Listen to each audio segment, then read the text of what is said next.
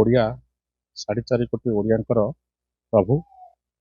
ତ ପରିକ୍ରମା ପ୍ରକଳ୍ପ ପାଇଁ ଆମେ ପ୍ରତି ଗାଁ ପ୍ରତି ପଞ୍ଚାୟତରେ ବୁଲି ବୁଲି ଜଗନ୍ନାଥଙ୍କ ପରିକ୍ରମା ପ୍ରକଳ୍ପର ସମସ୍ତ ଉଦାହରଣ ଲୋକଙ୍କ ପାଖକୁ ନେଉଛୁ ଓ ଲୋକ ସମସ୍ତ ଘର ବାହାରେ ଆସି ମହାପ୍ରଭୁଙ୍କ ରଥକୁ ପୂଜା କରୁଛନ୍ତି, ଚାଉଳ ଗୁଆ ପ୍ରଦାନ କରୁଛନ୍ତି। ସେ ଚାଉଳ ଗୁଆ ଆମେ ପୁରା ବରୀ ନିର୍ବାଚନ ମଣ୍ଡଳୀର ସମସ୍ତ ଘରୁ ଘରୁ କଲେକ୍ସନ କରି ତାକୁ ପୁରୀ ପଠାଇବୁ।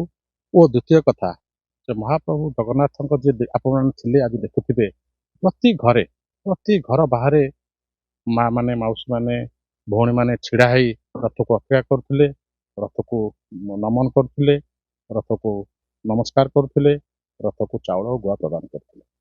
ତାପରେ ପ୍ରତି ଗାଁରେ ମାନେ ଜଗନ୍ନାଥଙ୍କର ଯୋଉ ରଥ ବର୍ତ୍ତମାନ ବୁଲୁଛି ବହୁତ ଭାବରେ ଗ୍ରହଣୀୟତା ଲାଭ କରିଛି। ଆଗାମୀ ଦିନରେ ନିଶ୍ଚିତ ଭାବରେ ପ୍ରଭୁ ଜଗନ୍ନାଥ ଓଡ଼ିଆ ମାନଙ୍କ ପ୍ରତି ଆହୁରି ଆଶୀର୍ବାଦ ଢାଳିଦେବେ।